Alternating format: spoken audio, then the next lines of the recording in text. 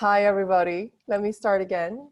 Okay. Welcome to this amazing interview that we have about how suffering is a trance state of the monkey mind. And I discovered this because I discovered Faster EFT on YouTube.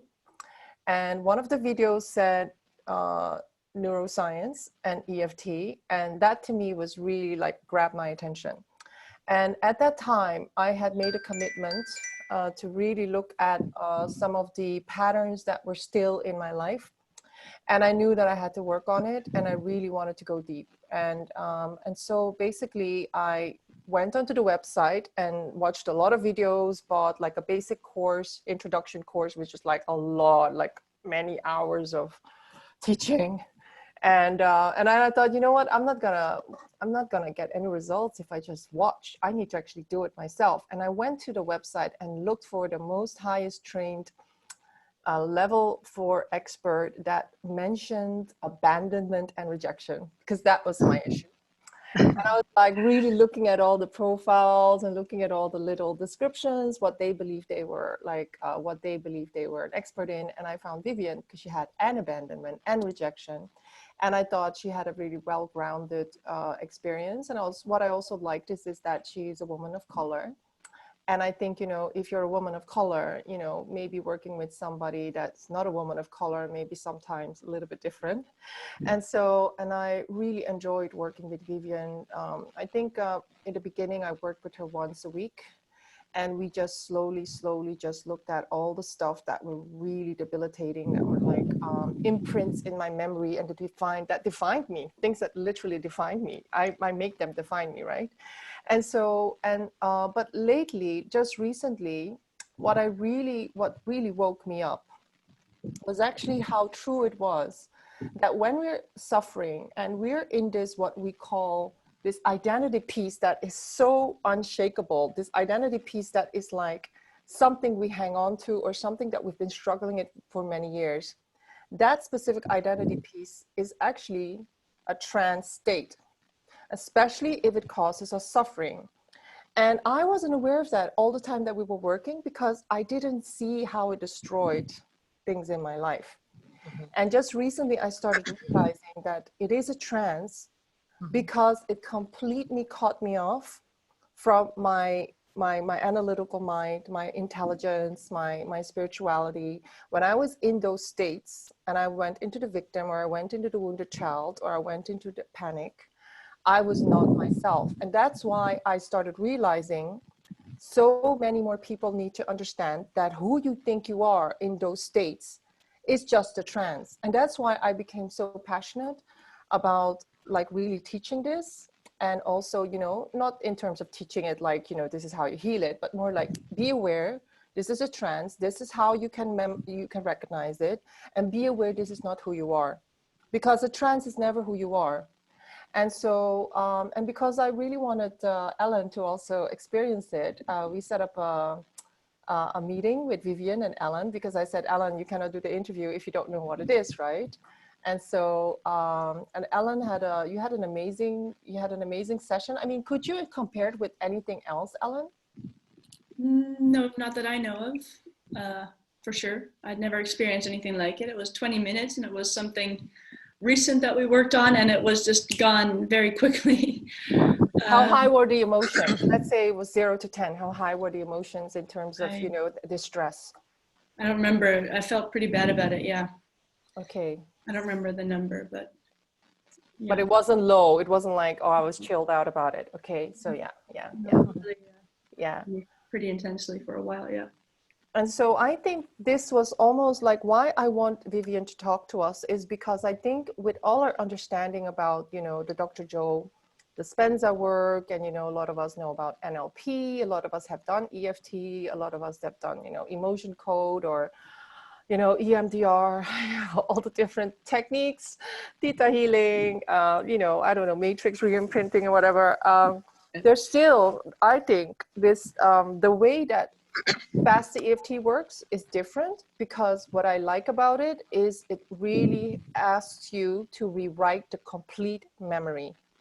And so I think it would be good to maybe just start at the beginning. You know, what I want everybody to take away with is the reassurance. And what I want you to listen for is how can this method or this understanding of how the mind works, how can this help you look forward to maybe, you know, applying it into your own life when you are struggling with things that you have been, you know, you've been working on this for like many years and you keep falling back and you think, my goodness, why haven't I healed this yet? Actually, because you haven't done what we call tackle the whole neural network. Yeah.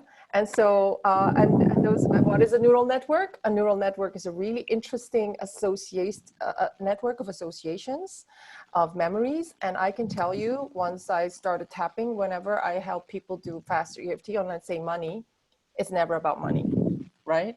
It's always about something completely different. So the neural network is not as logical as you would think it is.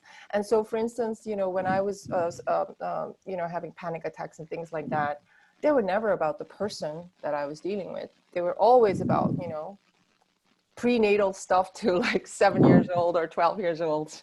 And then sometimes later on things happen, but they're never actually about the present moment. So this is really where we want to go and help you with the interview, which is like, are the problems you're having in your life actually about who you really are? Or are they states of trance that you were hypnotized in? And all we want you to do is to realize you can get help. So Ellen is going to ask the first question. Okay. Hey, Vivien, so glad you're here. Yeah, so the first question is what is Faster EFT? And the other word is Eutaptics. Is that how it's pronounced? Yeah. Yes. Well, Faster EFT is a thinking system.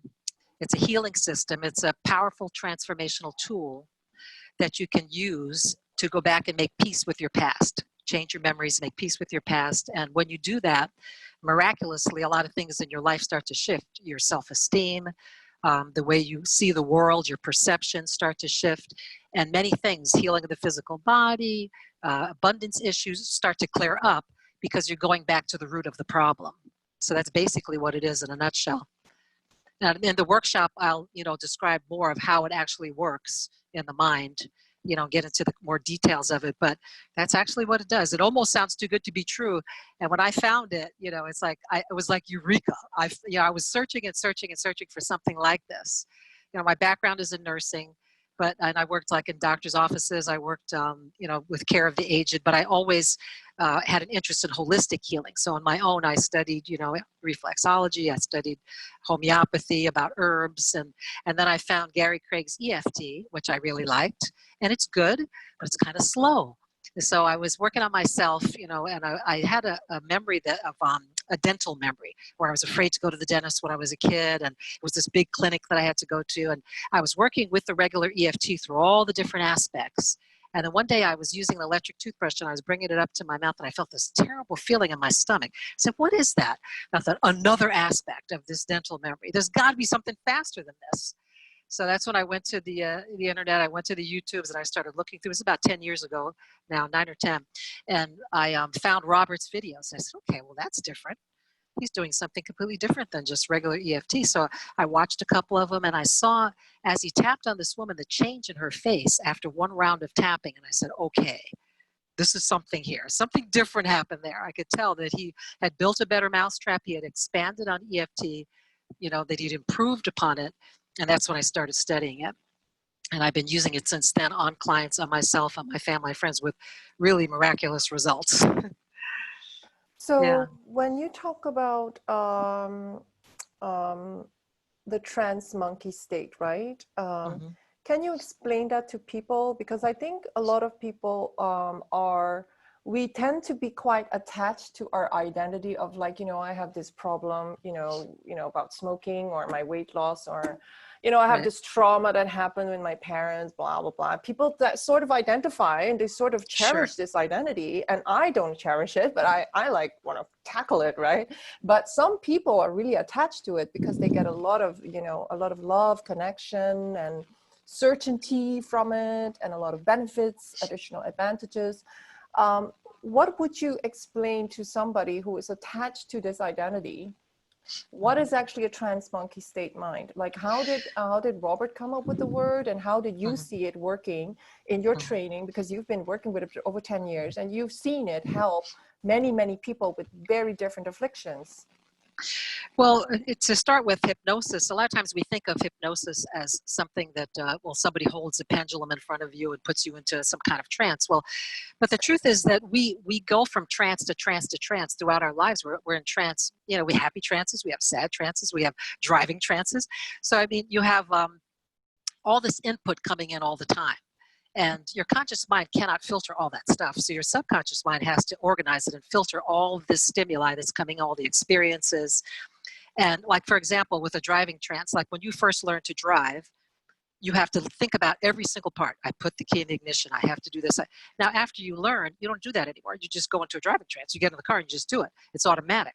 So your subconscious mind makes these trances, and a lot of them are very useful because you'd have to think about everything you do, every little detail of it, if you didn't have that subconscious mind doing that. But what also happens is that when we're born, we're born into an environment, and usually there's some problems there.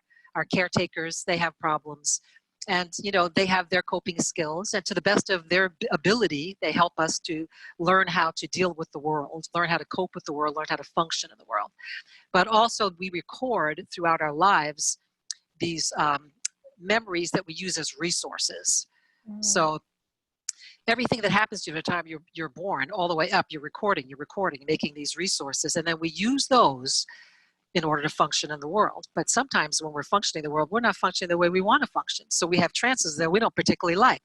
So for example, say there's, your father had a certain look on his face and it always made you very scared. You'll see that look on somebody else, and the person is not thinking anything about you, but it triggers you because that's just subconsciously, that's the look my father used to give me. And you go into that fear trance. You feel it in your stomach.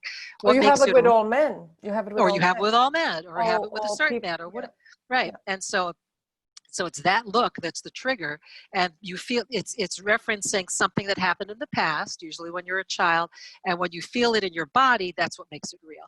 You'll feel it in some part of your body. Oh, my head feels hot, or my stomach is tight, and so can now you explain to us, when can we identify actually this is a negative trance monkey state? It's not even you. And because for many years I have to say, we talk about it as if it's our problem, and our friends try and talk, you go to analysis therapy, you talk about it for years, but actually now that I understand it's a trance, I'm like, just clear it. Let's clear this, right? So how can people here who don't know about it actually recognize that they are in a trance state, that they are in trance state, and this is not like an identity they have to cherish or have to worry about? They might need a few sessions, clear the neural network, and then realize how free they can be without this like negative recording playing in the background. Well, to try to do it with their conscious mind, people will try to use willpower to overcome these trances. And the problem with that is that your subconscious programming is stronger than your willpower most of the time. It's a stronger pull. Yes. Right, it's a stronger pull. And so what you have to do is make peace with your subconscious mind and not think of it as the enemy. The conscious mind has to use my willpower to overcome these programs. Well, that's not going to work. That's very hard. And so you have to go back and change those memories, and therefore the references are no longer there. You've put something good in its place, and then naturally the trances won't happen. And so it's not that you're going to fight against them and try to change them and try to recognize them, because that's difficult once you're in it. If you've ever noticed when someone else is in a trance, like you could see someone else's trance is better than your own. Like say your significant other, your husband, your wife is in a trance, and you say, wow, they're really in their trance right now. Try to go up to them and break them out of it, and they'll get mad at you, like, leave me alone, this is my trance, This is a thing though. This is a thing. Yeah. I think this group here is understanding that it's a trance, but before it really woke me up, because I was looking at myself thinking, what the F am I doing? Right. In hindsight, really quickly after I did it, I just realized that we actually own these things as character traits. Sure. We almost, and that's the problem. That's why I want you to maybe explain, how do we differentiate between actually this is a trance, or this is really your character? This is really who Well, you are. You're just very temperamental and obnoxious and judgmental. Or I you're don't think actually, it's ever that way. I think we created all of it. You know, we created from the references. And so as the references change, you'll change your identity with them. So that's part of letting go of it. So if you have 5 or 6 memories that that support, say, an anger trance, you know, there's times when you just get angry, you know, over certain words that somebody says or a certain look, and it always puts you right in that trance. You have references for that. So when you go back and change those, you no longer, it's like changing the data in a computer. It's like you're spitting something out all the time, and the only way to do it is to put in different data. Change the data, and then you're going to have different results. You see what I mean? So as even with identifying with it, you will no longer identify with it because the references are gone. You've changed them to something positive. So it's almost like a natural progression. You change the memories and you naturally start to change. So it isn't the Fast EFT heals this or does this. You're changing the internal programming, and then it'll unfold the way it's supposed to. Your body will naturally heal. You'll naturally be able to attract what you want. You see what I mean? when I just started working with you, I was doing a lot of the hosting of the 5 a.m. meditations, and a lot of people were here in the 5 a.m. meditations. And I would talk a lot about Faster EFT. And I would say a lot about, yes, I'm doing Dr. Joe meditation, but I'm also doing the Faster EFT. And I actually maybe want to train in it because I was so fascinated by it. Sure. And I actually really felt that after a few sessions with you where we changed some core memories, and you might remember, Vivien, I was in a state of anger. There was something that triggered me, that triggered this, a lot of anger and a lot of sadness just then. That was last year. And you worked with me. And actually, once we tackled it, I had never felt as much peace in my whole life. It was as if this whole horrible nightmare, which had nothing to do with the person that I was angry about. It had to do with really imprints of my childhood. Sure. Not even things that happened to me, things that I witnessed, that I then made this whole belief about, like, this is what happens when this happens, and this is how I need to protect myself.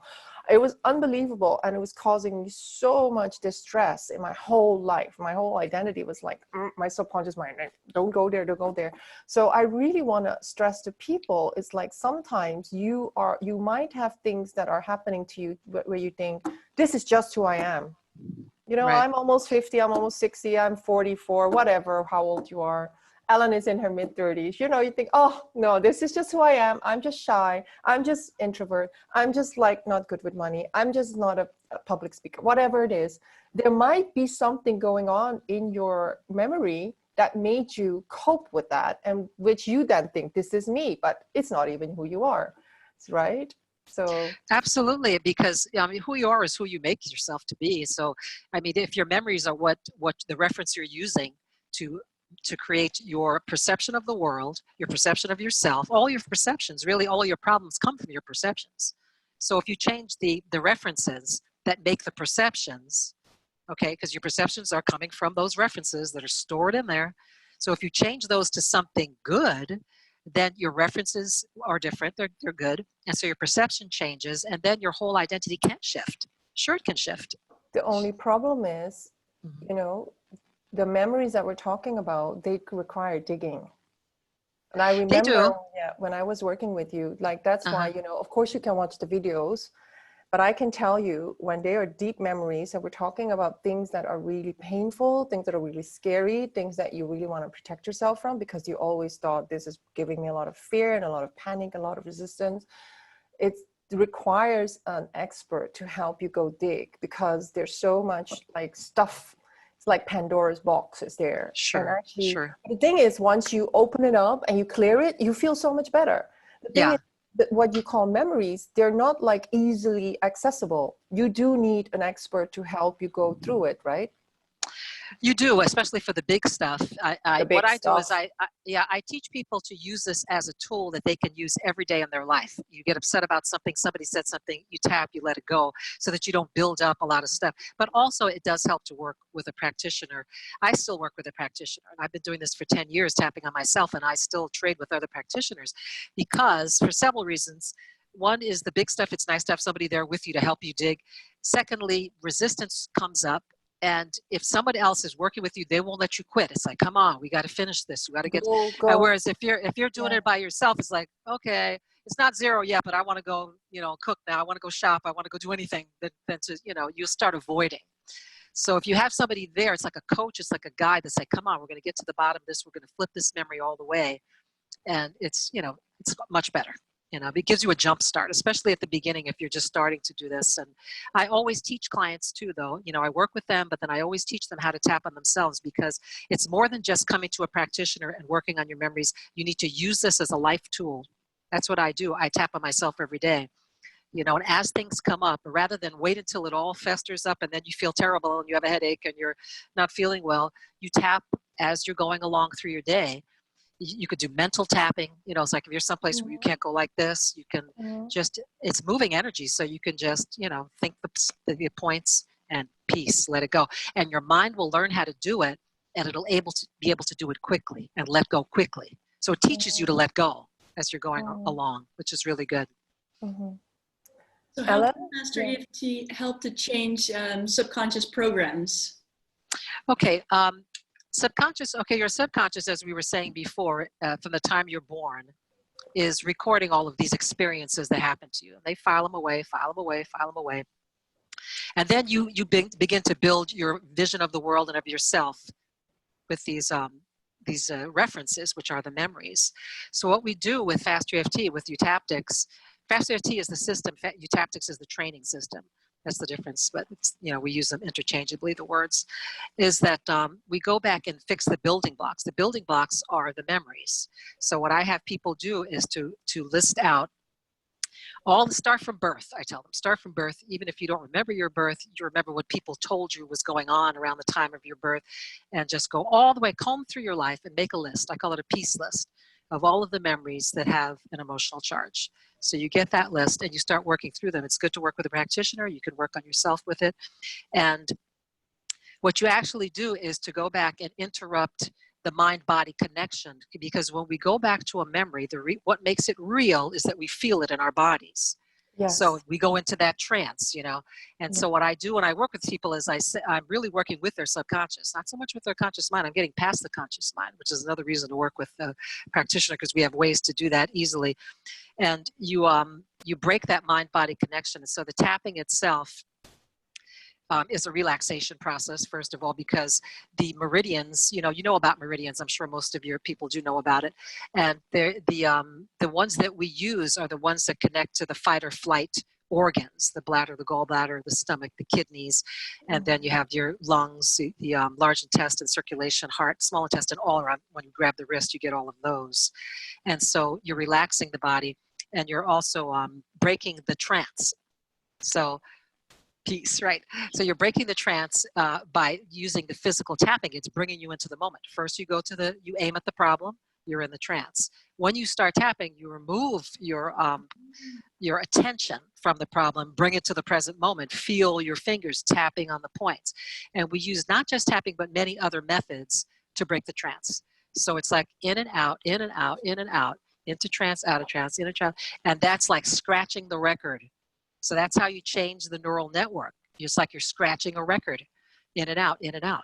You could do it with laughter. Somebody's in their trance feeling really bad, and all of a sudden you say something funny and they start laughing.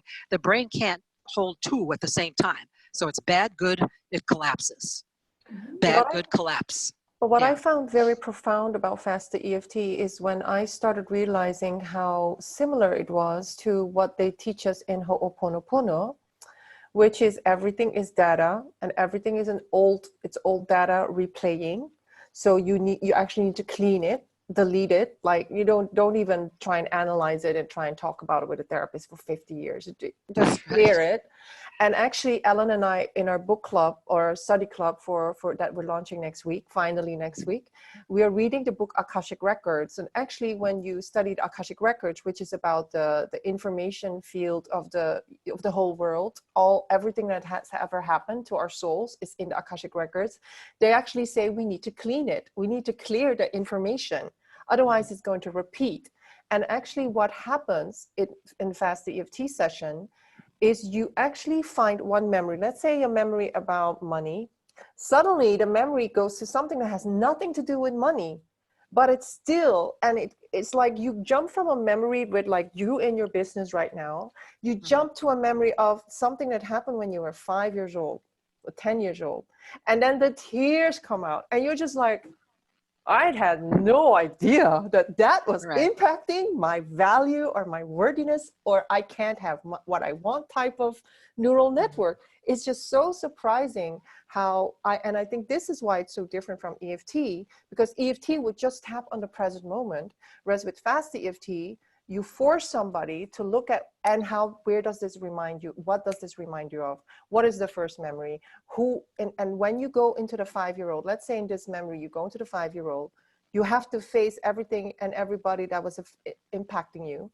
And what I love about Fast EFT is you have to change the whole memory until it becomes a good memory, where you actually, and this is exactly what they advise us to do in the Akashic Records books.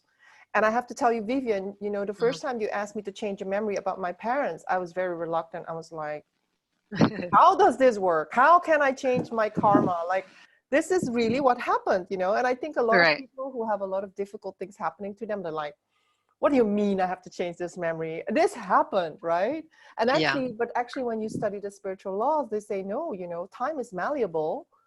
Consciousness is malleable, so you actually have to change it. And so when I really started reading that book about Akashic Records, I was like, wow, I'm loving Fast EFT more and more and more. Yeah, you see what you're doing really when you change. The memories aren't exactly the way it happened anyway. A memory is the way your brain imprinted it. It's not exactly the way it happened, because your brain will do, you have two people who are at the same experience, and one of them will imprint it one way and another will imprint it another way. So they use their own perception to do so. So that's why memories are very malleable, because they're not exactly what happened anyway. They're really not real. They're just the way you imprinted it, the way you represented it in your mind. You ever go back to a memory and of your childhood, and you see yourself looking at yourself as a child, like you're standing outside of it and looking at your mother, looking at your little self. And now it couldn't have happened that way because you weren't standing outside of yourself when you were 5 years old. So obviously it's an imprint in your mind. And so if it's malleable that way, and it can be changed, you know, you tap out the emotions and then you flip it to something positive. I tell people, like, how would you have wanted it to happen? Make it all good. It's yours. So you can change it and make it the way you wanted it to be, you know, and put something else in its place that's good. And then when your mind goes back to that spot, guess what? There's something good there. And you can start building from that. I can feel that newcomers who haven't seen the healing effect of this, they would still feel a lot of resistance.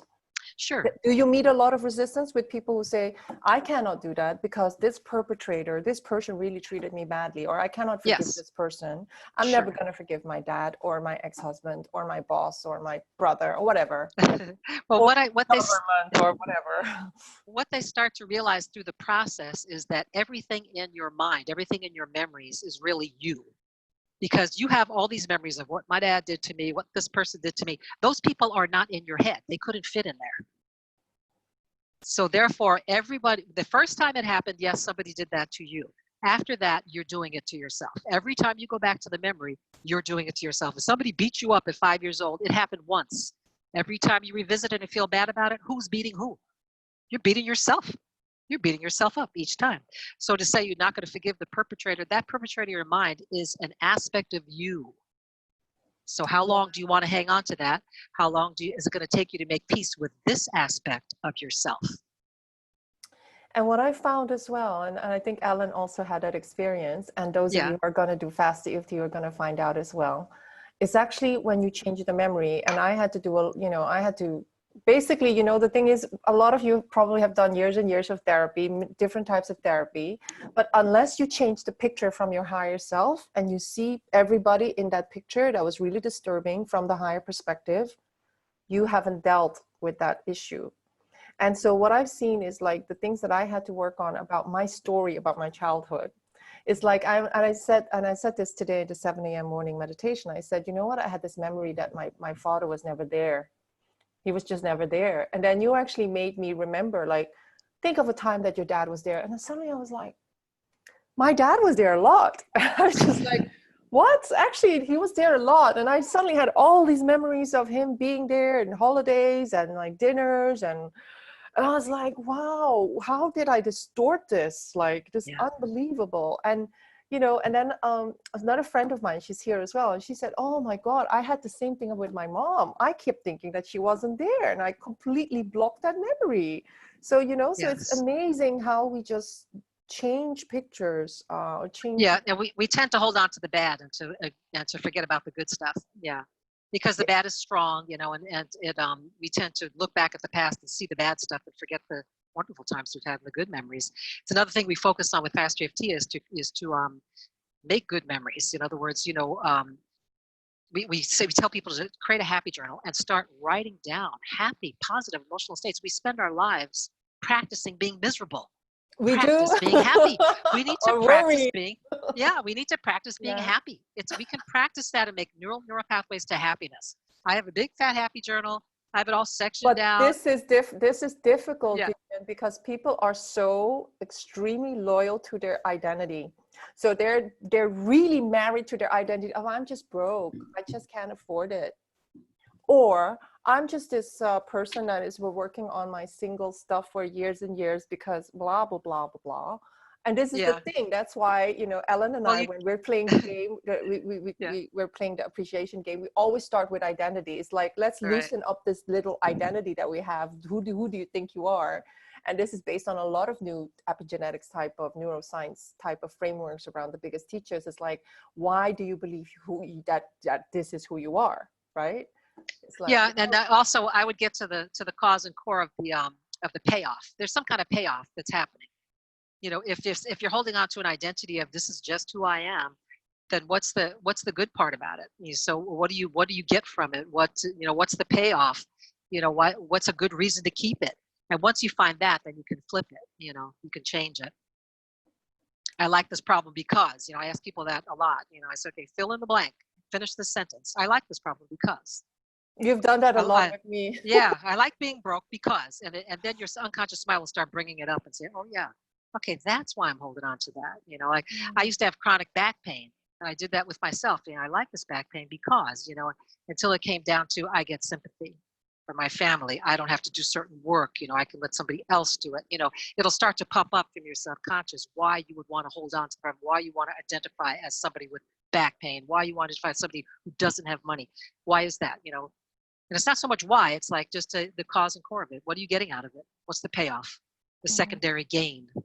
And this process does bring that up quite a bit. And then once you can see that, you can shift your identity with it. You say, is that why I'm holding on to that? And, you know, and the subconscious mind has a positive intention always. Always. You know, it's trying to keep you safe. It's trying to keep you in homeostasis. So you just have to give it different data. It's not the enemy. You just have to change the data. And the way you do that is to change those memories. Go back and change the memories. It's worth it. No matter how long it takes to change every one of them, your life is completely different when you do that. I have in my phone, in my notes, every time something pops in my mind, another memory or something like where I write it down real quick so that I have a running list. So I'm going to move that one. I'm going to change that one, because the more you do it, you see that you feel so much better. Oh my Things gosh, just start improving. Yeah. yeah, absolutely. So can Faster EFT work for anyone? Like Well, every addiction, every one of them. PTSD, here's the thing. addiction, trauma, chronic disease. I've seen a lot of different testimonials. Yes. I've even seen law of attraction testimonials that were very interesting, you know, and that's why I'm thinking, what is the where does it not work, like, you know, or when does it not work? Well, because you're working with the subconscious mind, it really does work with everybody. I haven't had a client that didn't get some benefit. And see, when you're working with the conscious mind, then some people, their conscious mind will like this method or that method, and so some will work with one, doesn't work with the other. But our subconscious minds are pretty much the same. So if you get past the conscious mind and you work with somebody's subconscious, it's going to have an effect. It's going to have a positive effect. And as far as does it work better with some people than others, I would say the people I've had the most trouble with are only the ones that come and don't really want to be there. And even they have gotten help. Like, say a man will come and say, my wife wanted me to do this. And I didn't really want to do it. She just Oh, wants me those to go. And wives. I don't, yeah, she wanted me to do the session, and I don't really, I don't think it's even going to work, and I tell them to bring a piece list, and they're 50 years old, and they show up with 2 things on it. And then I'm looking at the clock saying, okay, this is going to be a long 2 hours with this person. But even then, 20 minutes later, you have these big, strong guys crying about the fact that his dog died when he was 5, and he was his best friend. And from there, he doesn't trust people. And so, Yeah. it really, You just don't know what it's about. You the think process, yeah, you might have trust issues, and it might have to do with a teacher or your dad saying one thing, or you exactly. heard your mom argue with your dad and you thought it was about you, or you made it about you, or you made it about Yep. this is how the world works. It's quite amazing. Like I can tell you, guys and girls, I've been crying my eyes out about things that didn't even happen to me, because the little baby in me, which is like so traumatized by what I saw, and and things that I heard. Like when I was studying the fast EFT, Robert was saying, you might heard that your grandfather did this happened to your grandfather in the Second World War or something, and that could impact you. So Sure. you need to make peace with those type of imprints. They're not even memories. And those of us here, we believe in the quantum field, we believe in Akashic records. So we don't really believe in like it had to have happened to you. So we believe in ancestral stuff. Here, Sure. this group, we believe that the ancestral trauma affects, us. And I think even in DNA research, they can see now that, that for instance, the people from Holocaust, the grandchildren from the Holocaust, they are still carrying, the imprint of the trauma from the Second Sure. World War. It's now genetically, you can even prove it right now. So there's something going on that goes beyond what is our actual memory. Yeah, I treat those all as memories. In other words, somebody comes to me with past life stuff or ancestral, whatever it is, I just use it the same way. We flip it the same way. It's a memory, because it may be yours. It may be, ancestor memory. Doesn't matter. It could be a past life memory. Doesn't matter. It's still in there. You believe it's there. It's there. Work on it like a regular memory. And so that's what I do. Yeah. I don't judge it. I don't, we don't judge the stuff. We just do it. So what would you say, because a lot of people know EFT, and a lot of people, when EFT just came out, I actually did a training, and, I would go to EFT workshops and do the borrowing gains and things like that. Yeah, sure. What is the real difference you would say between EFT and faster EFT? The main difference is the belief system. With EFT, the belief system is that you have a glitch in your energy system and you're kind of tapping it out. So Robert took it beyond that. He studied also NLP with Bandler, and he adopted their belief system that you're not broken, that you're just successfully creating what you don't want. Exactly. So, you're successfully creating being broke or being single or being divorced or whatever. Yes. Yeah. Right. And you're doing that with what you hold inside. So so that's the main difference. And also he's kind of streamlined it. EFT was a little bit, with the, he tried to make it more, acceptable to people, that just certain points that having to sing the what is it? Merry Christmas song or something. Yeah. A lot of people would look at it and go, I'm not going to do that. So he tried to make it a little more acceptable and streamline it. He put in the NLP. We even work with the pictures, moving the pictures around in the mind, and and that kind of stuff, which is all NLP. Yes. And so, so that's how he kind of evolved it. And, he didn't even realize, I think, when he was inventing it, he wasn't trying to invent faster EFT. He was an EFTer, and he liked NLP, but he started using them both together, and he started to see how people were changing with it. And he said, I think I've come up with something new, and then he started to evolve it, and it's the fastest thing I've come across to really get in there and get rid of the unconscious stuff that we want to flip. Yeah. Can I ask this really cool question? Can sure. EFT help me attract what I want? Absolutely. Okay, when we talk about the law of attraction, that I think the missing piece in that is that we say, oh, we attract what we focus on. Well, yeah, but you attract more what your subconscious mind is focusing on. Completely. So how do you change that? So that's the thing with faster EFT, and with affirmations, the same thing. That you have all these weeds in there, and then you're trying to sow seeds with positive words. I'm abundant, but you actually feel completely broken, like a failure, and your whole family is telling you that people who are rich are greedy bastards. So, Exactly. so Yeah. you're not going to allow yourself to be rich. Right. So you have to let that go, let those things go. And, you can, with tapping, you can also, with Faster EFT, you can list out certain projects, like say, okay, I'm going to work with Faster EFT on abundance. And you list out every single money memory that's bothered you from the time you were little all the way to the present, and tap each one of those out and see what happens with your abundance. It could flip around because you're using these references. Kind of like an example is like, say you want to manifest a new car. So I really want a new car, and you're imagining you're driving in that car and you're attracting that car. But in your subconscious, you have a memory of, okay, you were a teenager and your dad got a new car and you snuck out and took the car and you scratched it up, and then he was really mad at you. So your subconscious is saying, you don't want a new car because remember what happened the last time. I have to keep you safe because you'll get yelled at. Okay, so you don't really want that car. The same So, with relationships, the same with yeah, success, the same with like, I don't know, love, even loving yourself, maybe, yeah. I have no clue. You could have really weird, bizarre reasons that your subconscious mind makes up to protect yourself, but they're all false. And they link things together. So so the subconscious mind is trying to keep you safe. It's trying to keep you in homeostasis. It also will link things that you don't realize are linked. Completely. I can tell you that. Oh my gosh. Things that were starts linked popping that up. you think, what the hell? And literally when I do Fast EFT with my mastermind, because I was like, I'm studying this beginner's course. Let me work on your money stuff. And I was like, it's never about money.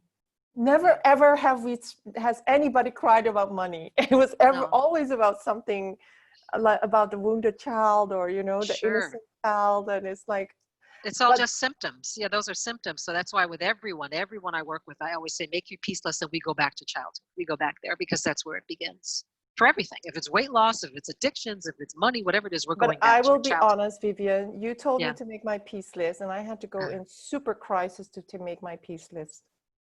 It was hard to do it well. Yeah. When I was single and I was like happy, there was no need for me to do my peace list. And then when I was sabotaging a beautiful relationship, that's when I saw, Angelique, this is pretty fucking serious. You are going to make your peace list because this is destroying your life. You're destroying yourself, you're destroying people you love. So you're going to make your fucking peace list. And I really got so fucking upset with myself. And that's why I'm committed to teaching this, like, not like doing it myself, but introducing this to the world so that people will see that, do not wait for crisis to work on your subconscious programs that have proven to be a problem in your ownership, or you not looking at it because it's so uncomfortable. I would say, Ellen and I are really adamant about this. Work on the shit, Work on the shit. That's what we say. It's destroying your life. It's too, like, and Ellen and I don't believe in that. We're just too, like, what is it? We're just very, very, clear it, Yeah, Ellen and I are very different. She's much more like, but she and I are very impatient, like, whoa, no way. This has got to go. This has got to go. Ellen, what is motivating you to be so, like, because I think you talked to me about, and I'm a few years older than you, Ellen. So maybe you're thinking, Angelique, I don't want to be Angelique is like, after so many years, let me be the example. But what is it for you, Ellen, that makes you think, hey, wait a minute, I don't want to go that further to actually repeat all these same mistakes. What is it for you, Ellen? For me, it's been like this unraveling of like sort of slowly figuring out that I can't just run away from my issues and just put them away. You can't blame other people. Yeah, I'm slowly figuring out that, I think I've now figured it out, that putting it away or running away from issues or problems doesn't work. Or saying it was them, not me. It was them, yeah. Or if I just go over here, maybe it'll be fine. I'm just going to go move to a different country and then everything will be okay. And then it's like, oh, wait. Date another man, or have another relationship, just break up with this one. No, it's got to come back over and over again. Robert says it comes back in a new pair of shoes, so you might as well deal with it now. It's going to show up again in a new pair of shoes. Yeah. The common denominator is me, right? Yeah. Different name. Yeah. Same all person. of us, yeah. The great thing about our community is that we all take responsibility. Nobody here is a victim, and we do go into victim states, but we catch ourselves. I mean, because this is one of the main things that we started teaching. we always say victim saboteur, get out of it, because you're an infinite creator, but you might want to update some of your programs. And I would really believe that we can create anything, but we need to, you know, reprogram ourselves, and we need to take on new identities and align more with our true identity. But sometimes, you know, it's also really about getting out of the negative programming. So, you know, this law of attraction thing, what have you seen, Vivien, as examples of people that wanted to manifest certain things, and how Fast EFT helped them maybe clear out, you know, let's say these lower vibrations of unworthiness? It's not safe to be in a relationship, successful, earn money, blah, blah, blah, blah, blah. How did you see it in your practice? Well, I start again, you know, I have them do their piece list. I go back to and clear their childhood stuff, you know, because that all affects the self-esteem, and your self-esteem is a big part of attracting what it is you want, a good relationship. Yeah. Big So issue shifting your self-esteem is where it begins. So I always go back there and do that. But then we also can work specifically on the money issues after we do that, after we clear those big traumas, you know, from childhood. And even if they're not big traumas can be what's big for you. I mean, not everybody has sex abuse and all that stuff in their past, but some people might, it might be something as simple as a move, and you lost your best friend, and that just affected you, you know, where you couldn't trust after that. So it's not that it's necessarily something that we look at and say, wow, that's really big, but to them it's big. To them, it really traumatized them, you know. For a child, it is a child thing, yeah. This caretaker saying, or the caretakers not being so nice to each other, has really impacted our soul, you know. Sure. And I don't want to dramatize it, but we're grown-ups now, but we're still thinking like a child in a lot of ways. So when we go back and heal that, naturally the law of attraction for you is going to improve, because you've gotten the weeds and the bad stuff flipped to something good. And then you're in a position to sow good seeds, to put in good affirmations and see them really flourish, and be able to really attract, because your subconscious mind is no longer conflicting with you. It's in a harmony with, okay, I want this. And your subconscious mind says, yeah, you have references for that now. Let's go that direction. Instead of, you know, saying, no, you can't have that because remember what happened.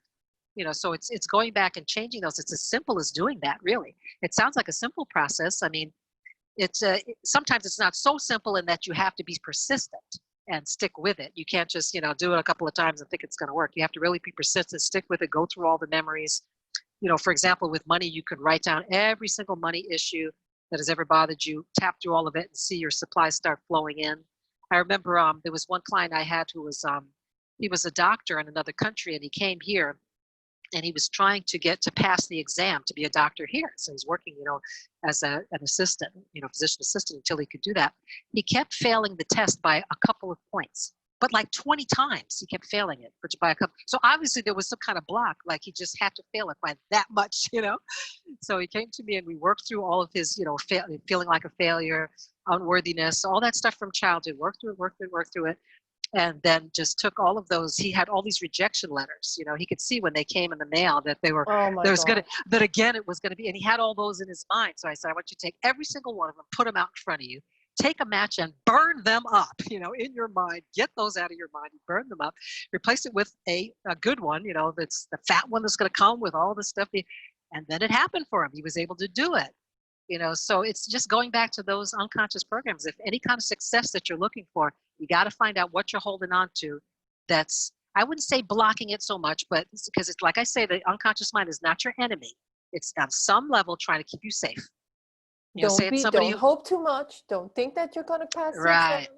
Don't think that you're going to make that money. Just better give all your stuff away for free, because people are not going to like you and you're going to ask for money, blah, that blah, kind blah. of thing. Right. Or like I say, it's a relationship. You really want to attract a good relationship, you know, but you have all these past relationships that, you know, didn't work out. So your unconscious mind's trying to keep you safe. You don't really want a relationship, because remember what happened the last time. Now, this could all be unconscious, you know. Yes. Like I remember a client who, right after a divorce, started to gain a whole lot of weight.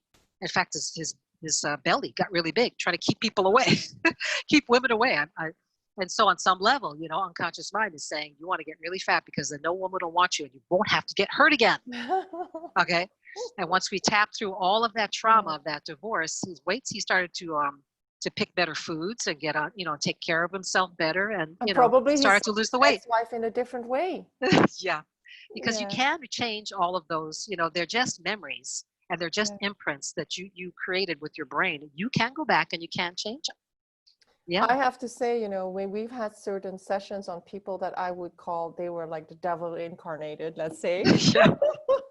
And I suddenly, I would go and tap on everything, and I would be like my higher self, and I'd be like, oh my God, this person was like an angel coming into my life, this lesson. And it was like, oh yeah, forgive them, and for years I was like, if I ever see them, oh my God. I was like so funny. And actually really sometimes this like higher being in me would come in and would say, Angelique, this is really the role of this person.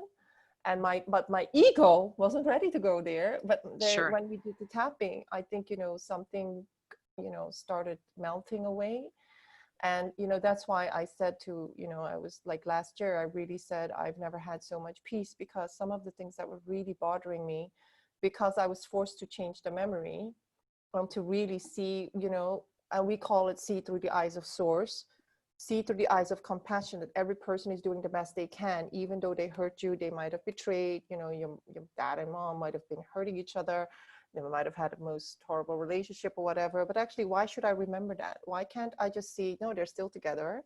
They're actually, maybe there's something, maybe 75% is good, and I'm just focusing on the 25% that's bad, right? Right. And it's like amazing how we distort sometimes reality as well. But it goes really far, because some people create continuous chronic disease, Sure. and can you say a little bit about all the types of stuff like addictions, chronic disease? Yeah. I mean, Sure. because I've seen some dramatic, testimonials, and they're Yeah. really about, so, and I was never interested in healing chronic disease, but maybe there's somebody here that has like something that they would Sure. call incurable. Right. What do you say about incurable stuff? What is your take on it? And you Well, probably find this group of Fast EFT experts that mhm. exchange information. I don't call anything incurable, but I also don't say that Fast EFT cures anything. What I say is that you make peace with your unconscious and see what happens with your body.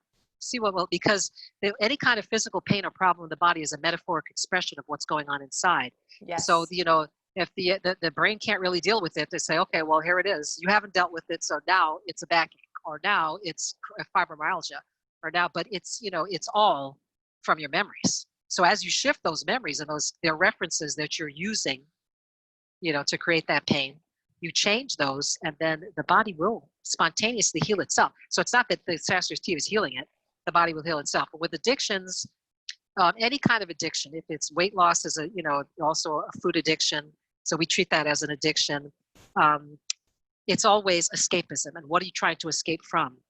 You're trying to escape from. So I go back to the drivers. What are the drivers? What's driving the addiction? What's driving the desire to overeat? What's driving? And it's always making peace with the past. We go back to the peaceless, we go back to the childhood and change those memories. Some of the videos about addictions is that when people are addicted to something, for instance, I saw a video about somebody who was like loving sweets, and sweets reminded them of the love of a grandparent. Yes. So it was like the food represented love, or comfort or whatever. And that's one of the first things we do with weight loss is pull the love out of the food, because chocolate never did love you. There's no love in chocolate. A lot of people are really shocked right now here. They're not, they don't want to hear this. They're not ready. Never did love you. And when you, I know a lot of people, especially with food stuff, it's like, you say, you're going to take my food away. It's like, they won't come, So I almost like, okay, I have to be a little stealth, because they will say, oh, you're going to make me not love my food, but really there isn't any love in it. I mean, if you look at the ingredients, love is not on the list. Okay. So what is it you're really loving? If you say, I really love, and hate is the same thing. I hate broccoli. Well, what did innocent broccoli ever do to you? You can't really hate broccoli. I mean, so it has to be something that's linked to the broccoli that you hate, something that's linked to the chocolate that you love. It's not really the chocolate. Someone who gave it to you and smiled and said, here, you're such a good girl. Here's some chocolate. Or, grandma used to give me chocolate. The love, we put that with the grandma. We move it. Say, let's take that love and give it to where it really belongs. So you don't lose the love. And then chocolate is just chocolate. It's just, you could either eat it or not eat it, but you no longer feel obsessed with eating it. It takes the obsession out of it. And that's why it works for addictions, any kind of addiction. I do have a question about, you know, like I saw a video the other day where Robert was talking about, you know, in the psychotherapy, people get diagnosed with disorders. And he was like, you know, I don't really want to label anybody with a disorder. They just have a specific coping mechanism that received the label. And I think we need to be so careful about labeling ourselves, because before we know it, we're like, I am this label with this disorder, but actually it's just like a very sensible, logical coping mechanism that with the right tools, you could completely dismantle it. Maybe not in one session, but it could be like maybe, I don't know how many sessions, but you know, you can do it, right? Yeah, he does talk about that. And what he's saying is that when somebody is labeled with a disorder, they might have behaviors that they do, and it's still their references, the same thing, those memories, those references, and they do it to an extreme, but we all probably do the same thing, except they do it to an extreme. Like if you see somebody that's like talking to themselves, but out loud because they have, you know, schizophrenia or something like that, well, we kind of do that too in our minds. We talk to ourselves, and we have conversations, and we're going, you know, it's just that they have gotten to the point where they can't control it at all, and they're doing it out loud. You say, well, that person's really crazy. Look, they're talking to themselves. Well, don't you talk to yourself? Don't I tell you, you know? So it's an extreme of what we all do, but it gets labeled as a disorder. And then, you know, with the way that it's treated, the way that it's reinforced, you know, sometimes it is difficult to let go of those, but, you know, it's the same really. There's a lot of things that we do that's we quote normal people do to ourselves. Yeah. Ellen, is there maybe an affliction that you think we need to know more of? Like, what do you see with our tribe? Are you asking me? I was just wondering if I was just looking at the physical pain example. If you have an example of that, like physical pain suddenly disappearing or something. Even with myself, I was in bed with back pain at least every month or two before I started doing Faster EFT. I was a back person. I mean, I just had chronic, my back would go out, you know, and I'd have to go to bed. And I started tapping through my piece list, working with other practitioners, seeing what the payoff was, like I had mentioned. And I had to stop identifying as a person with back pain. And that happened just through working through the memories and then saying, you know, I don't have to be that. You know, that's a big thing, because a lot of people have to be that. A lot of people here, we study Dr. Joe, and it's all about breaking your personality, breaking the habits of what you defines you as a personality that is sick, that is having these symptoms, having these problems. So after I worked through all that, and then I started ignoring it. And so I'd get a little twinge, and instead of, oh, I think my back's going to go out, or tap on it, ignore it, go about your life, do your exercise, do whatever you're going to do. And just like ignore it, act as if it isn't there, because I've already tapped out all the stuff, and it has never come back. By God's grace, it's gone. How many sessions did it take you, Vivien? Well, let's see. I don't know exactly, because it was like 10 years ago, but I probably worked on it for a good, I don't know, maybe 6 months or so, really, really hard, you know, working with other, and then I didn't have it anymore. Maybe I'd have a couple more episodes, I tap on it again, and little by little, and then it was gone. And now it doesn't happen at all. My back doesn't bother me at all. Wow. And you know, it's funny because you'll have people with they'll say, well, yeah, but I've got a physical disc thing, you know, you look at that x-ray and look at that disc sticking out there, you know, but then you'll have someone else with the same x-ray and they don't have any pain. The other person is in terrible pain and can hardly walk, or it's ready to get fused, you know. So isn't it all? Where is the pain? It's up here. It's in our minds. It's in our minds and how we identify with it. We just got a really good question, because it was actually one that I was just thinking about too. Yeah. I was thinking about it for my daughter, and the question is, I can't open the chat, but can we use EFT for someone else not feeling well? Kind of like we use Ho'oponopono as well. So yeah, you can do that. You can surrogate tap. You know, you can tap for them, and you tap on how you feel about them and their problem. Tap how you think they feel about it. And you'll notice that, especially if it's someone close to you, you'll kind of be showing up different. And then through however that works, quantum physics, you know, entanglement, you show up differently, and it does start to shift for them. If there's somebody who, for whatever reason, doesn't tap or doesn't want to tap, or, you know, you can't tap on them, they don't, you know, they're not into it, definitely surrogate tap for them, surrogate tap on yourself about them.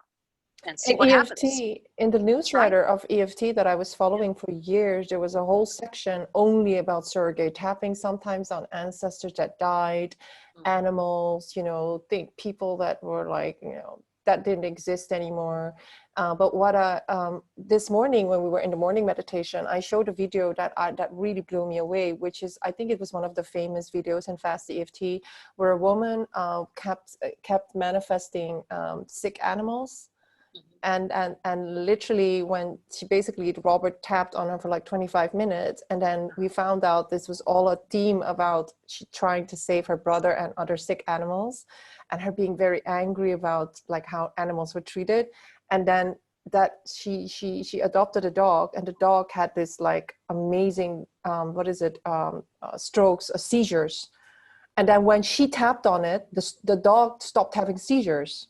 Wow. And it was like, she didn't even tap on the dog, she tapped on herself, and then the dog stopped having the seizures. So, you know, and even Greg Braden, which is one of the people we really follow, Greg Braden was talking about when his mom had cancer.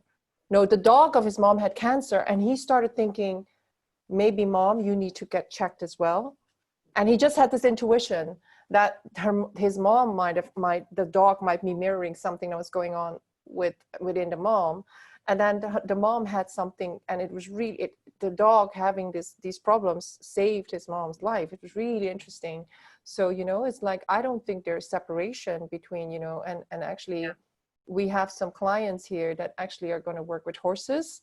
And, you know, literally when we do theta healing, and, you know, I just trained in theta healing level 1, the beginner's course.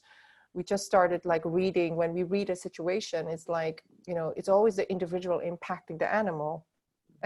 And of course, we're not just impacting animals, we're impacting money, we're impacting businesses, we're impacting people we work with, and everybody's impacting each other. And how would you say, you know, sometimes people say, why do I need to do all the work?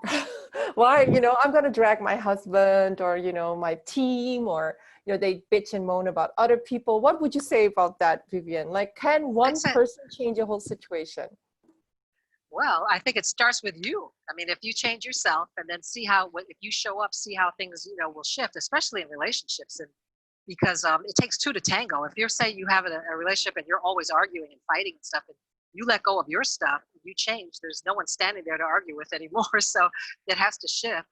And the other person will notice. They will notice, and they'll say, wow, what's happening? You seem so much more peaceful. Through the subconscious mind, right? They don't even have to communicate with each other. They don't even have to communicate it. It could be subconscious, or it could be conscious, one or the other, you know, and they'll see that you're different, or they'll just notice that you're vibrating different, or maybe they won't notice it, but they'll feel it subconsciously, you know, and that can definitely affect the other person. Absolutely. Because I think what happens is your whole world starts to change, really, once you change the way that you're vibrating, the way that and because you've changed those memories, your relationships, your self-esteem comes up, so your relationships improve, you know, your family life, lots of things, they start to shift naturally. I have this really bizarre question right now, and this is because of what's going on in the US, Vivien. Yeah. A lot of us are really upset about what's going on in society. There's so much going on that's triggering everybody. We're talking about mandatory things, you know, people are talking about our rights are being taken away, and then we have all this, you know, all this stuff around police violence and all the upheaval about, you know, how people are being treated, and, you know, not just Black lives, but we're talking about all our rights, blah, blah, blah. Right. Could we use Faster EFT to tap on these societal issues? Like, because we're triggered. Yeah. Could I do something about, let's say, I don't want to wear a mouth cap or whatever. I don't know. You know, let's take something that's really out there. And it's like today I had to wear a mask in the Uber, and I was like, I'm gonna buy a fucking car right now. This is it. I'm gonna buy a car. I'm gonna walk. I don't want to wear something in an Uber. So could I tap on that and see a change? I don't know. I mean, why not? I use it for everything. I mean, even stuff that's happening outside of you, tap on the way it makes you feel. If you tap on the way it makes you feel, you don't know how it might affect the next person. It's like a domino effect. So if you're at peace, no matter what's going on around you, and you stay in that peaceful place, the next person you impact, they'll feel peaceful, you know, possibly. And then it could be a domino.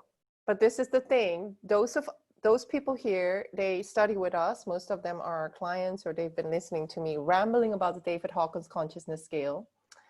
And actually, a lot of people think they need anger and frustration to fight, to protest, to rebel, to show something. They actually are, you know, and actually we studying the universal laws, we would say, actually, when you're in peace and you're in love, you actually have more power. Absolutely. To create something better, because you're at a higher level of consciousness. You're impacting more of the nervous systems of everybody. You're coming more with solutions that are more innovative than the solutions that we've been employing for many, many lifetimes and many generations and centuries, where we're always fighting. You know, we're just coming from the level of consciousness that created the issues in the first place. Right. Absolutely. I mean, I agree with that. If you're trying to change anger with anger, how's that going to work? You're just adding more fuel to the fire, aren't you? So really, it starts with making, as we say, you know, world peace starts with you. You make peace with your inner child. You make peace with your past. And then let's see what happens. And it's so great to have groups like yours that are doing that, you know. And as we keep spreading that good message, I think it does impact the world. I think it does wake people up. You know, I think it does have a really positive, all the meditation, all the prayer, all the things that, you know, positive people are doing. That's what we're doing here. That's what we're doing here, all of us. Is there Can we anybody? do a practice? So I think that is really for the workshop. Yeah, I think we should do it at the workshop. I'll show you how. Yeah, I'm going to do a good demonstration, and we'll work on some problems there. We'll do group tapping there at the workshop. We'll do a group tap. Yeah. And I know that Faster EFT has a module for law of attraction, which is like many, many, many modules. Like, could you maybe also in the workshops say a little bit about that? Like, the main things that we need to look at when we are, you know, because I think a lot of people, you know, we've been taught to like look at a mind movie or look at a vision board and do affirmations. But how, to be honest, how many people get their manifestations? I think it's like 1%. Yeah. And how would you explain that, Vivien? You have to change the unconscious programs. Obviously, you have to go back to the memories, you know, because the cup is too full. Okay, you have to empty the cup, and then you can you know, put in the good stuff. How are you going to fit the good stuff in there in your consciousness when it's full of the stuff that you don't want? You say you want, a lot of, you know, an experiment you can do is to make a list of, like you make a T-bar. On one side you say, I want this, put it on that side. And the other side you put the reasons why you feel like you shouldn't have it or can't have it. And sometimes you'll look at the list on the other side, a lot longer than the one on this side, you know, so. Completely, so you start, tap out those ones, change those references, you know, I can't have it because, or and you get rid of those, then the scales are in balance. Say, okay, now I could have it. Now I could manifest it, you know. Now it's possible. I really believe it's possible. You know, so there's a process we do with affirmations too, which I'll go over on and to make them work, to make them much, much more powerful. I want to show you guys my book with is exactly what Vivien is saying. Those of you who know that I do Faster EFT and I do releasing. But for releasing, we have to make a book of all the attachment and aversions. And this is what it looks like. This is all the things that I come up with, why I don't want something. And I think I want it, but my subconscious mind, no, you don't want it. You really don't want it. And I'm like, you have to be really honest about the list of stuff that you make up that keep you away from having the life that you want. Yeah. And you know them, but how would you know it is a valid subconscious reason to negate your conscious desire? I would say it feels horrible. It feels like a knot in your stomach, or it feels nauseous, and it feels like... It'll have a bad feeling. It'll have a, even though it has a positive intent, it's trying to keep you safe. It's always acting from love, because your subconscious mind loves you. But if it's not serving you, then it's time to let it go. So you look at it objectively and say, this is not serving me anymore. I need to let this go. And that's when you go back to the memories. And the other thing is, some people will say that they don't have a lot of memories, or that they don't, I don't have a lot of consciously. That doesn't matter, because it's the subconscious mind that's doing this work when we get into it. So whatever is there, we can work with it. You know, it could be something, because people think of it that a memory is like a picture or a movie. Not always. It could be a smell. It could be a taste. It could be something very small. It could be a knowing, inner knowing. I know something might have happened. It doesn't matter. The unconscious mind is the one that's doing the shifting, and it knows. In fact, a lot of times I've tapped with people with a no content. In other words, they don't even have to tell me the memory. I don't need to know as the practitioner, as long as they have some kind of either an inner knowing or some, you know, inkling of what it is, some part of it that's still there that they can tap on, I can work with that, and they don't have to bare their soul or tell me everything. I'm not a therapist. I don't want to hear all the stories. I don't have to hear all the stories. In fact, I usually stop people from talking too much because I'd rather use the time changing those memories. And we can change them without my even knowing the details. Just give me a title, let's change them. And I try to go through and change as many as I can in the shortest period of time to give them the best benefit. So it's not a therapy session where you're talking about your stuff and you're going to go to it for the last time. Yeah, you're going to go to it. You're going to feel it for the last time. And now let's feel it for the last time. I love that sentence. Feel it for the last. Yeah. So the workshop is this Sunday? Yeah, it's this Sunday. What's the time again? I have 8 p.m. CET. That's okay. Our time. Yes. Amsterdam. Good. And it will be about 2 hours. Yeah, we could do about 2 hours, and if there's questions, if it goes a little over, we could do that too. Yeah, and what I'll do is get into more detail about how it works, you know, and the history of it and how it works, and then we'll do some demonstration tapping so you can feel the power of it, which would be really good. And I'll touch on the law of attraction stuff, the affirmations, you know, the things that you guys are interested in. Yeah. And also I'll have some handouts too, so that you could take something with you to start tapping on yourself. You know, I'll give you some flyers, which would be good. And we actually also told Vivien that maybe people would like to work with you. And we actually said maybe she could create something like a 4-session introduction package, because Vivien has a 1-hour introduction package. And I said, you know what, if people are serious, they should commit to at least 4. Now I committed to 4, and then I knew you, and then I committed to 10 to 12, you know, and I'm still working with you. I keep buying 10 to 12 sessions because I know once we get tapping, you know, it doesn't go away immediately, because things have been with you for so long. You know, I'm almost 50, and, you know, these things have been with me for a long time, and until they're gone, you know, and the thing is I'm feeling better and better. And you know, so it's like, you know, at least I would say, of course you can book the 1 hour session, or the 2-hour session, right? It's actually a 2 hour. Yeah, the initial session is usually 2 hours because I have to do a lot of getting to know who they are, you know, what going through their piece list. But if you want to jump to the I call it the jumpstart package, is the 4-hour set package. And if people want to skip that requirement of having to buy the initial one and go right to the 4-hour, I'd be fine with that, because I think that is a good start. To do like a 2-hour session. You don't do the whole 4 hours at once, of course. You just use the first 2 hours. Yeah, too much. The first 2 hours, we do a good session, and then 2 follow-ups for 1 hour and 1 hour would make 4 hours. And that's sometimes really 1-hour session can be quite full on, like the memories that come up, you have no clue where it's going to lead.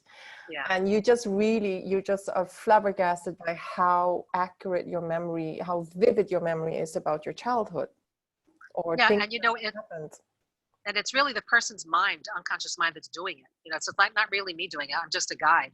So once their mind learns how to do it, you'd be surprised how it'll tell you, because their brain will tell you. Say, oh, I just thought of something. It'll tell that it puts all the pieces together and lets it go. And that's the neural network that we don't even know it's running. Yeah. Yeah. It'll show you the links. It'll show you this is linked to that. That's linked to that. It'll just come up naturally. Yeah.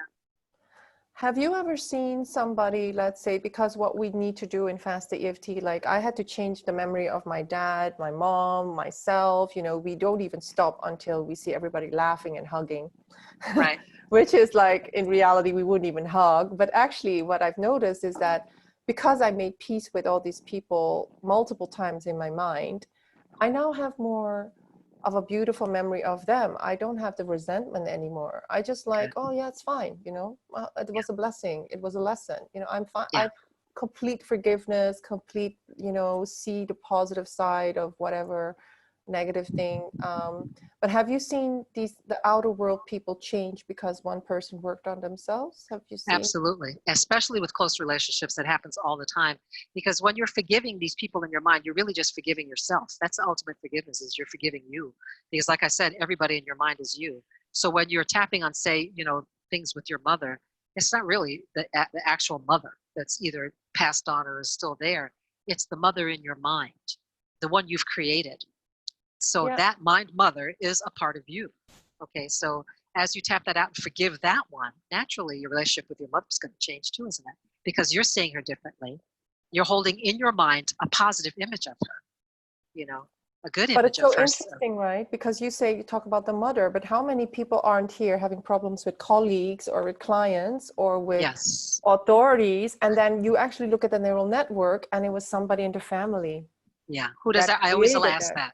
I say, Yeah. who did that remind you of? Because you see, once you create these patterns, you're going to keep looking for ways outside of yourself to prove that this is my belief, and this is, because that keeps you in homeostasis.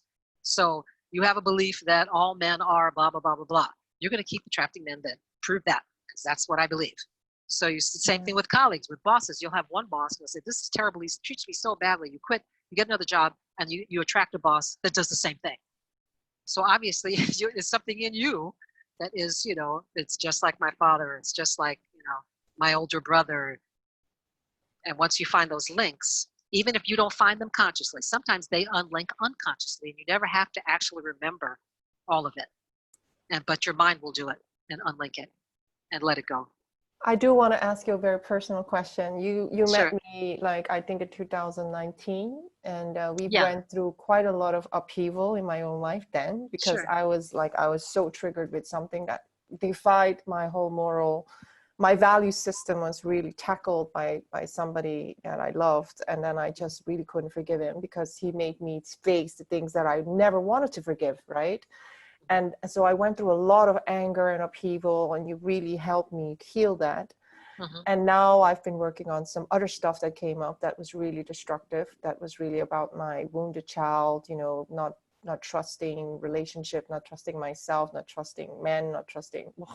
And actually, you've seen me transform a lot. Like, how would you say to people, this is what I've seen in Angelique? Because you don't have to go into the details, but maybe you could say in generic terms, how was I before and how am I now? Because I can really sense it. And, Ellen has seen me shift in this last 2 months, and other people can see it, but you have seen, you know me from last year and you see me now. So what would you say?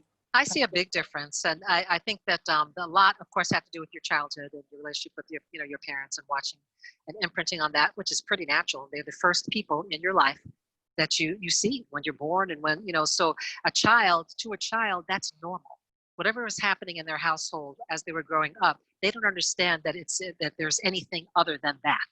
That was the norm, and so you build your whole identity, and I could see that you had done that, with what you had to work with. When you had your coping skills, you made your vows, about, well, that's not going to happen to me because, and so you operate from that, you continue to operate from that. And I've seen how you're able to not only shift those memories and those pictures and rewrite your parents' story, because you're in the process of doing that too, but also start to see the gifts that every person that comes into your life, they bring gifts. And you decide which ones you're going to hold on to and which ones you're going to let go of. Some of them maybe are not such good gifts. Let them go. Some of them bring good gifts. Hold on to those. So, it's a choice. And I see how you're making that choice now, to hold on to the good gifts and to see the gift in every relationship, even a relationship with a man. And if it didn't end very well, it's like, oh, that was terrible. But then, oh, there was a gift in it. Okay, let me keep the gift and let go of the rest. I don't need the rest of that. I learned the lesson. I've got the gift. Thank you. Now I can move on.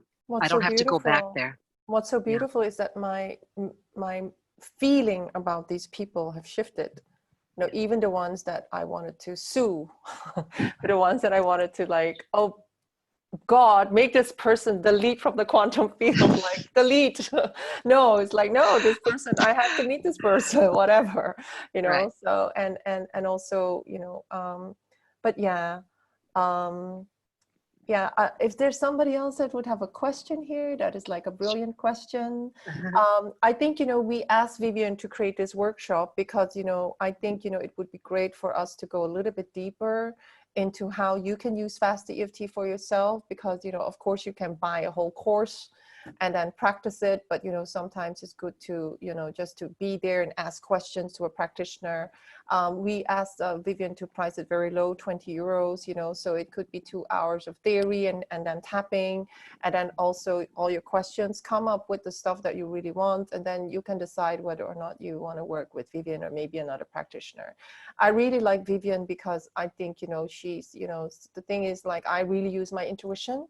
in choosing people, and I've used her. She's been super, super compassionate with a lot of my crying, and like really like going to places that I didn't know that were painful. Like sometimes the thing is, what's so surprising, you think of a memory and it doesn't hurt, but then when you put it in a context, you string certain memories together, and then it's like the penny drops, and then you start crying. You're like, but then it's so cathartic, and then it's like, as you said, feel it for the last time. There was so much sadness behind whatever you were doing that kept you safe or kept you sabotaging certain things. But then there was so much sadness, and it wasn't even your sadness. And it's like amazing what happens in a fast EFT session. But it feels like you've shed like 50 years of pain. And sometimes a lot of people they'll go through a 2-hour session. First of all, the time will just zip by, and they're like, oh, you mean it's 2 hours already? Or if it's an hour session, it's like, it feels like 5 minutes. And because you're working with their unconscious mind, it's like they don't even know what happened. It's like, they'll get to the end of it and say, what just happened? They'll look back and not be, because your conscious mind is not what's doing it. I check in with the conscious mind periodically, just asking it, 0 to 10, what's left kind of thing. But then you're going right in and you're working with the unconscious. So, because that's where the true magic happens, is to do that. And once your unconscious mind catches on and knows how to do it, it's fast and it's quick and it'll let it go. Yeah. I think, Vivien, you gave us the link. Let me see. It was in the... Did I send it to you? I think it was in the WhatsApp group. Yeah. Let me see. Do you have it handy? Because people want to... You found it? I will find it. I'm looking through here. Is it the link to your site? Yes. No, it actually was a link to the pay thing. It's not on my site. It's a pay page. You mean for the 20 euros? It's a pay page, which, okay, I could find it and send it again to you right now. Let's see. So we will create another event for that, and you can basically just RSVP there. And if you pay Vivien will give us a list, and then we'll send an email to you with a new, a new Zoom call. And that one will be private. That won't be a live stream. So, so we want to honor Vivien's expertise, because, the thing is, you can watch a lot of YouTube videos. Yeah, but you want to learn something, you want to ask your questions. And Ellen, I mean, we do a lot of type of different therapies because we really we like hacking consciousness. I mean, what is your, because you now also invested in Fast EFT. Why is that? Why would you say, do you think it's so powerful? Because we've also done some Fast EFT sessions together. I just experienced such a great change, and I just realized that there's so much there that needs to be cleared, and I just want to take out the trash, basically. It's not even trash. There's a lot of gifts in the trash. It's trash now because we have this knot in our stomach, and we're like, oh my gosh, how can I live with this? No, yeah. But I'm so glad that Ellen, you're doing this at a younger age. Imagine what I would have accomplished if I did it at a younger age. But I didn't. That's why it's so wonderful to do it with children. I know, Ellen, you have a little daughter. To start young with them, to learn about it, and to help them to tap out this stuff before. I mean, people come to me that are in their 50s and they're talking to me about stuff that happened to them when they were 10 and when they were. So if imagine if when they were 10, they tapped it out before they put it in there and became a subconscious program. I think it just would be so great. And I've seen that it has worked with children, my own niece, and that have had traumatic things happen to them. And I know that she'll have a better life because I've tapped with her while she was 9, 10, 11 years old instead of waiting and until it becomes a huge problem and comes out as an illness or a disorder or something else, And so really it's great and children are so easy to work with because their minds are completely metaphoric, So it's like a big elephant. Now let the elephant run away, So you do it with metaphors like that, and they just, it's great. All the people here, we study with Dr. Joe, and Dr. Joe always says, unless you change the energy, nothing has shifted. Yeah. So, and with Fast EFT, we work with the energy consciousness, which is the emotional content, so unless you are not feeling different about the situation, meaning neutral or positive, or you just see it as a blessing, your subconscious mind is going to protect you. Because I think this is the problem with the fight flight amygdala system that we are born with as a human being, is that it is going to keep us safe no matter whether you want it or not. It's just going to do it. Yeah. So yes, it has a positive intention. yeah. It's always out of love, but now we have to take command of it. We take command. Yeah, take command of the way we feel. So it's like you say, instead of the victim, they're making me feel this way. That's why I feel this way because my parents did this. You flip that to, I'm going to take command of the way I feel. I'm in charge of my emotions. Yeah. So this is your last chance to ask a question, to put it in the chat. Otherwise, you're going to end this session. Last chance. There's a workshop on Sunday. There's a workshop. Yeah, that's right. For tonight. Yes, bring your questions to the workshop. Chance to do the work together with Vivien. Yes. So I want to thank you, Vivien, because I think everybody is scared here to ask questions. No, I'm just kidding. Because our community is very courageous. They're all like people that want to make a change, and they all are doing the work every day. That's great. This will be a really good tool for them to have then, and I will teach them at the workshop how to use it on their own too. Yeah, because I think a lot of people know that everything starts with self-esteem and the relationship we have with ourselves and how much we allow ourselves to be worthy, or so there's a level of self-awareness, self-esteem, but also the awareness that we have to change ourselves, and not, we're not blaming anybody else. So that accountability is very strong with our community. And one question is the areas. Do the people on Sunday get to choose the areas they want to tap in? What I do with a group tap is that, yes, you bring your what problem you want to work on. Now, I do suggest you don't bring something huge, because obviously for demonstration purposes, you're not working with a one-on-one where I can really get into all of it. So pick something is to demonstrate the power of it and how it works. So pick something that's like when I worked with you, Ellen, you picked something that had happened that bothered you. My daughter, but you didn't go back to something, that was huge from, because obviously we need to do something more with that.